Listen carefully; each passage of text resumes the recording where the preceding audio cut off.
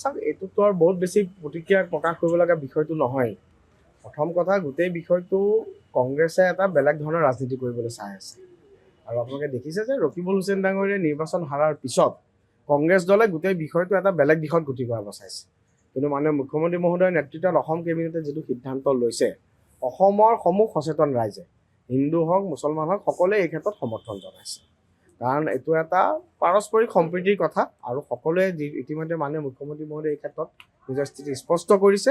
মই কংগ্ৰেছকে ধৰি পেলাই ৰকিবুল হুছেইন ডাঙৰীয়াকে ধৰি পেলাই যিসকলে গোটেই বিষয়টো এটা বেলেগ দিশত গতি কৰাবলৈ চাইছে, তেওঁলোকক মই অনুৰোধ জনাম যে আমাৰ যি সম্প্ৰীতি আৰু ৰাইজৰ আমাৰ চৰকাৰৰ যিটো এটা গুডউইল, মাননীয় ডক্টৰ হিমন্ত বিশ্ব শৰ্মা ডাঙৰীয়াৰ নেতৃত্বাধীন চৰকাৰখনে যিটো বিষয় সন্মুখত লৈ পেলাই, যিটো ইণ্টেনশ্যন সন্মুখত লৈ গোটেই বিষয়টো সিদ্ধান্ত গ্ৰহণ কৰিছে, মই অনুৰোধ জনাম যে এই বিষয়ত যাতে তেওঁলোকে সমৰ্থন দিয়ে।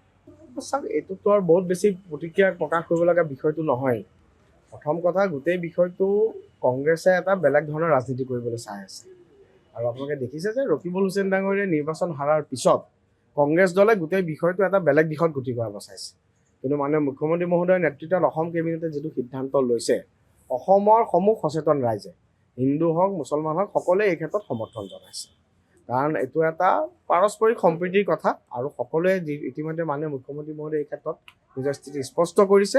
মই কংগ্ৰেছকে ধৰি পেলাই ৰকিবুল হুছেইন ডাঙৰীয়াকে ধৰি পেলাই যিসকলে গোটেই বিষয়টো এটা বেলেগ দিশত গতি কৰাবলৈ চাইছে, তেওঁলোকক মই অনুৰোধ জনাম যে আমাৰ যি সম্প্ৰীতি আৰু ৰাইজৰ আমাৰ চৰকাৰৰ যিটো এটা গুডউইল, মাননীয় ডক্টৰ হিমন্ত বিশ্ব শৰ্মা ডাঙৰীয়াৰ নেতৃত্বাধীন চৰকাৰখনে যিটো বিষয় সন্মুখত লৈ পেলাই, যিটো ইণ্টেনশ্যন সন্মুখত লৈ গোটেই বিষয়টো সিদ্ধান্ত গ্ৰহণ কৰিছে, মই অনুৰোধ জনাম যে এই বিষয়ত যাতে তেওঁলোকে সমৰ্থন দিয়ে। চাওক এইটোতো আৰু বহুত বেছি প্ৰতিক্ৰিয়া প্ৰকাশ কৰিব লগা বিষয়টো নহয়। প্ৰথম কথা, গোটেই বিষয়টো কংগ্ৰেছে এটা বেলেগ ধৰণৰ ৰাজনীতি কৰিবলৈ চাই আছে।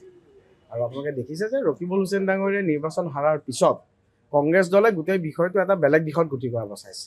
কিন্তু মাননীয় মুখ্যমন্ত্ৰী মহোদয়ৰ নেতৃত্বত অসম কেবিনেটে যিটো সিদ্ধান্ত লৈছে, অসমৰ সমূহ সচেতন ৰাইজে, হিন্দু হওক মুছলমান হওক, সকলোৱে এই ক্ষেত্ৰত সমৰ্থন জনাইছে। কাৰণ এইটো এটা পাৰস্পৰিক সম্প্ৰীতিৰ কথা আৰু সকলোৱে ইতিমধ্যে মাননীয় মুখ্যমন্ত্ৰী মহোদয়ে এই ক্ষেত্ৰত নিজৰ স্থিতি স্পষ্ট কৰিছে।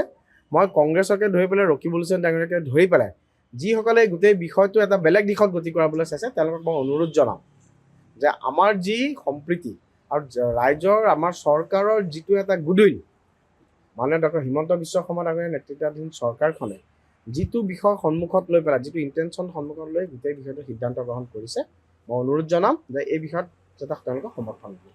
যিকোনো খবৰৰ বাবে যোগাযোগ কৰক 7099017330 লগতে 7099017110 নম্বৰত।